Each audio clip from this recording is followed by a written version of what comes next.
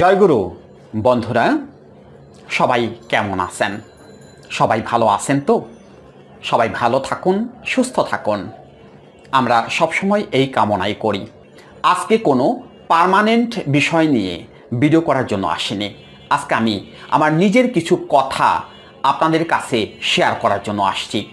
অর্থাৎ আমার নিজের কিছু চাল চলন আপনাদের কাছে শেয়ার করার জন্য আসছি। অনেকেই আমার কাছে কল করে জানতে চান, স্যার আপনার সকালটা কিভাবে শুরু হয়, অর্থাৎ আপনি দিনটা কিভাবে শুরু করেন।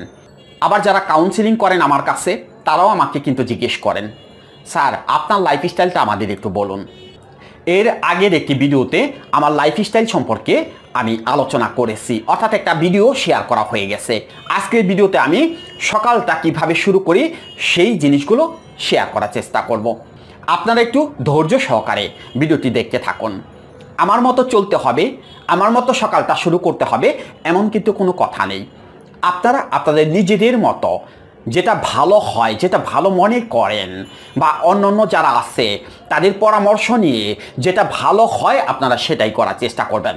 অর্থাৎ আপনাদের সকালটা যেন সেরকমভাবে শুরু হয়। একজন মানুষের সারা দিনটা কেমন যাবে সকালটা নির্ধারণ করে দেয়। অর্থাৎ সকালটার উপর নির্ভর করে একজন মানুষের সারা দিনটা কেমন যাবে। তাই অবশ্যই সকালটা ভালো হওয়া উচিত, অর্থাৎ দিনের শুরুটা ভালো হওয়া উচিত। তা না হলে সারা দিনটা আপনার ভালো যাবে না। সারাদিনই আপনার মধ্যে নেতিবাচক চিন্তা, দুশ্চিন্তা এগুলো আসতে থাকবে যদি সকালটা আপনি ভালোভাবে শুরু করতে না পারেন। আসুন এবার জেনে নেই আমি কিভাবে আমার সকালটা শুরু করি, অর্থাৎ ঘুম থেকে উঠে আমি কি কি কাজ করি আপনাদের কাছে একটু শেয়ার করি। আমি রাত 1টার সময় ঘুমোতে যাই, অর্থাৎ রাত 12:30 পর্যন্ত আমার কাউন্সেলিং থাকে। দেশের বাইরের যে রোগীগুলো থাকে, বিশেষ করে দুবাই, সৌদি, কুয়েত, কাতার, এখানকার যারা রোগী আছেন তারা কিন্তু রাত 11টার পরে কাউন্সিলিংগুলো করে থাকেন। আমরা তাদেরকে রাত 11টার পরে কাউন্সিলিং করাই, এটা তাদের সুবিধার্থে।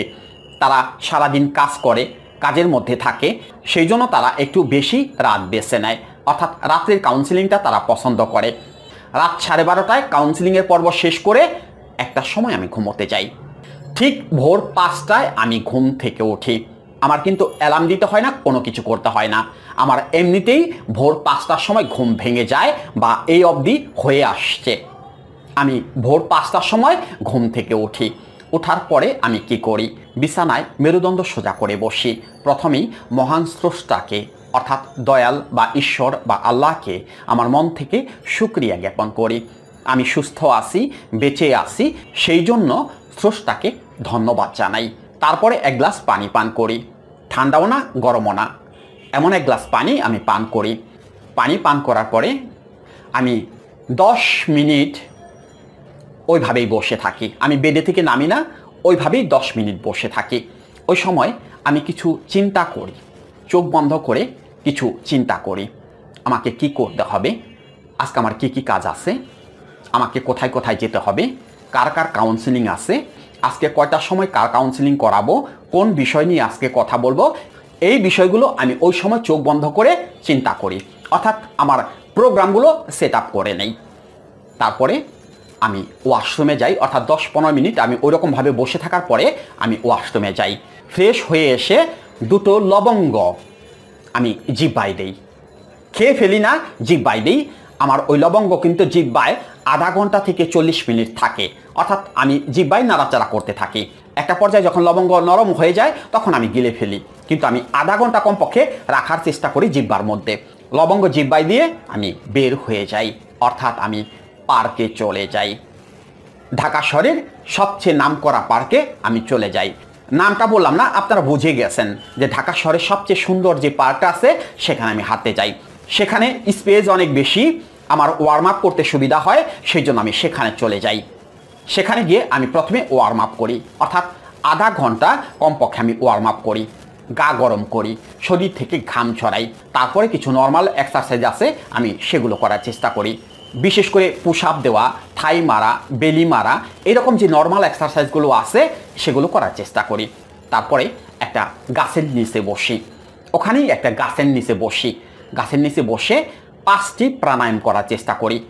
কপালভাতি প্রাণায়াম, অনুলোম বিলোম প্রাণায়াম, ভ্রামরী প্রাণায়াম, ভস্ত্রিকা প্রাণায়াম এবং চন্দ্রভেদী প্রাণায়াম। এই 5টা প্রাণায়াম আমি ওখানে বসে করার চেষ্টা করি। প্রাণায়ামের পর্ব শেষ করে চোখ দুটোকে আস্তে করে বন্ধ করে দেই।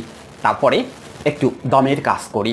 দমের কাজ করার পরে আমি মনে মনে একটু কল্পনার জগতে হারিয়ে যাই, যেটাকে স্বাভাবিক ভাষায় মেডিটেশন বলা হয়ে থাকে। আমি সেই কল্পনার জগতে হারিয়ে যাই। প্রতিদিন একটা বিষয় নিয়ে কল্পনা করতে থাকি। যেমন আজকে আমি মজার একটা বিষয় নিয়ে কল্পনা করেছি, অর্থাৎ মনের বাড়িতে ঢুকে আজকে আমি আমার ছোটবেলায় ফিরে গেছি। ছোটবেলায় ফিরে গিয়ে সেই শীতের সকালের অবস্থাটা আমি আজকে কল্পনা করার চেষ্টা করেছি। মা পিঠা বানিয়ে দিত, ভাপা পিঠা, পাটিসাপটা পিঠা, এই রকম পিঠাগুলো আমি খেতাম, মায়ের পাশে আমি বসে থাকতাম। এই রকম কল্পনার জগৎ আমি হারিয়ে যাই।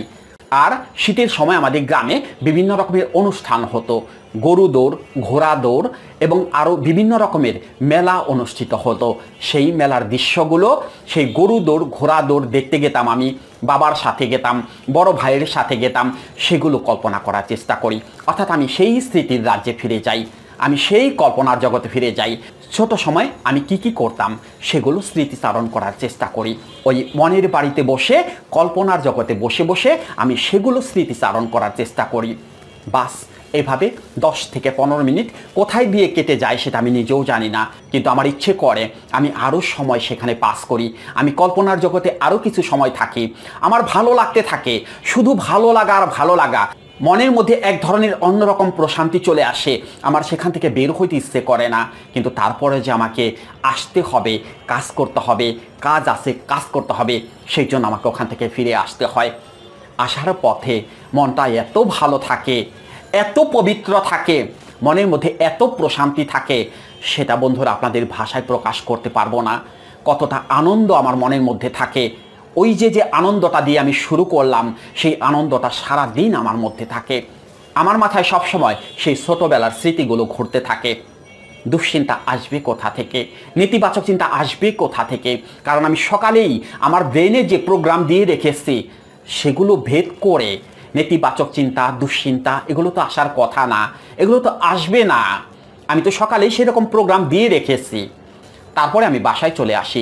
বাসায় এসে ফ্রেশ হয়ে আমি 3টি খাবার খাই। একটা হলো কাঁচা ছোলা বুট, যেটা আমি রাত্রিবেলাতে ভিজিয়ে রাখি, 1 মুঠ পরিমাণ কাঁচা ছোলা বুট, তার সাথে 5 থেকে 10টা কিশমিশ এবং একটি কলা। সেটা অবশ্যই সবরি কলা, আপনারা যেটাকে দেশাল কলা বলেন, সেই দেশাল কলা বা সবরি কলা আমি ওই সময়ে অর্থাৎ সকালবেলা আমি খেয়ে থাকি।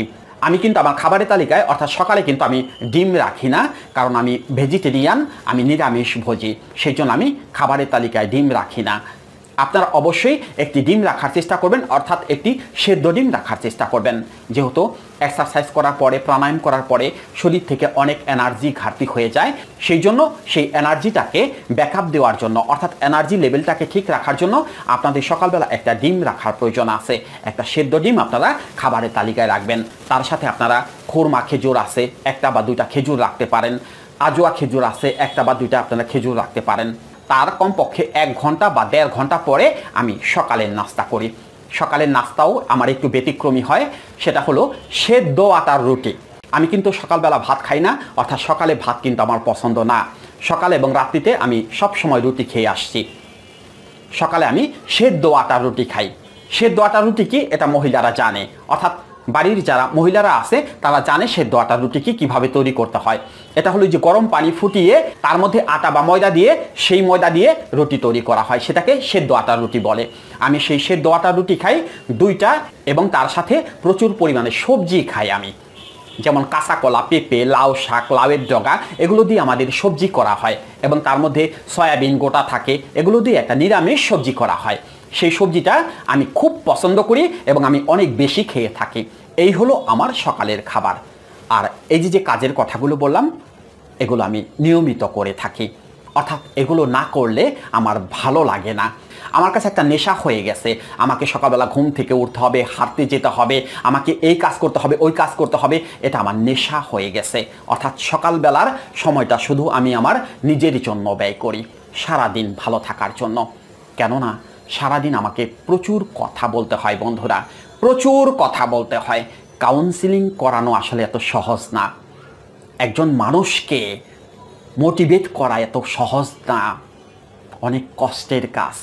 আমাকে সকাল 10টা থেকে রাত 12:30 পর্যন্ত কথা বলতে হয়, প্রচুর কথা বলতে হয়, বিভিন্ন বিষয় নিয়ে কথা বলতে হয়। সেই জন্য সকালে যদি এই কাজগুলো আমি না করি, আমি তো এটাকে কন্ট্রোল করতে পারবো না, আমি তো আমার নিজেকে কন্ট্রোল করতে পারবো না। সেই জন্য সকালের এই কাজগুলো আমাকে সারা দিনের জন্য ফিট করে রাখে, আমাকে ফিট করে দেয়, আমার মনকে পজিটিভ করে দেয়। সুস্থ থাকি, ভালো থাকি। এখনও সুস্থ আছি, ভালো আছি। অবশ্যই দয়ালের কৃপা আছে, মহান স্রষ্টার দয়া আছে। আপনারা আমার জন্য দোয়া করবেন বা আশীর্বাদ করবেন। সবাই ভালো থাকবেন, সুস্থ থাকবেন। জয় গুরু।